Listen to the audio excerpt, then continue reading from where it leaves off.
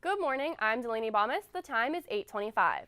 Authorities say 4 of 5 inmates were caught Saturday night, a day after their escape en route to a central Pennsylvania prison. The 5th man remains at large. Sheriff spokeswoman Erica Stewart said a pair of special sheriff's units caught the 4 men about 24 hours after they escaped, but they are not releasing further details on where or how the fugitives were caught. Stewart said Juan Lopez, Jorge Lopez Diaz, Jake Schilling, Richard Reed, and Pete Schaefer, all of Madeira Township, were back in custody, but authorities around the state are still looking for the 5th escapee, Frank Soltesz. The men were being held on various charges, including attempted murder and armed robbery, but they escaped on Friday after overcoming the driver of a prison transport vehicle, taking them to the state penitentiary in Carlisle. The driver of that vehicle is still in the hospital in critical condition after sustaining multiple blunt force head injuries. Authorities are asking anyone with information about the remaining fugitive to contact state police. Firefighters are responding to a fire at a church in Martinsville that broke out around 4:30 this morning.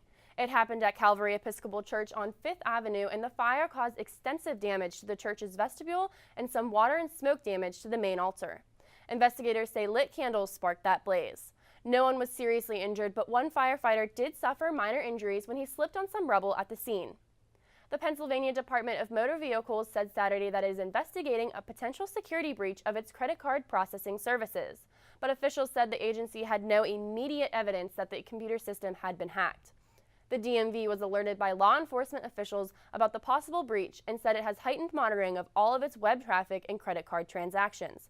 In a prepared statement, the agency said it also was in contact with credit card companies and the vendor who processes its online transactions.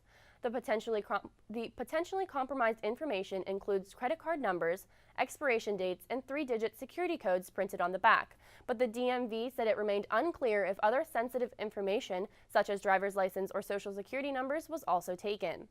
The potentially problematic transactions were believed to have been made between August 2, 2013 and January 31st of this year. And in our entertainment report, after 15 seasons, American Idol is fast approaching its series final. The producers announced this season's cast will not be touring the country, but the singers are still making the most of their final moments in the spotlight.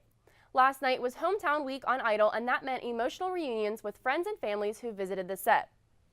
The contestants wowed their supporters and judges with power-packed performances, but it was frontrunner LaPortia Renee who stole the show with her rendition of the Oscar-winning anthem from the movie Selma. Idol producers haven't yet released the finale's lineup of special guest performers, but word on the street says most recent Idol winner, Scott McCreery, will not be there because he is embroiled in a lawsuit with producers over his American Idol contract. And in sports, not a great weekend in our region for college football fans. UConn beats Pitt on Saturday 24-17 for its first Big East win this season. Penn State lost to the University of Nebraska Cornhuskers 32-23, and West Virginia fell to Oklahoma State 55-34.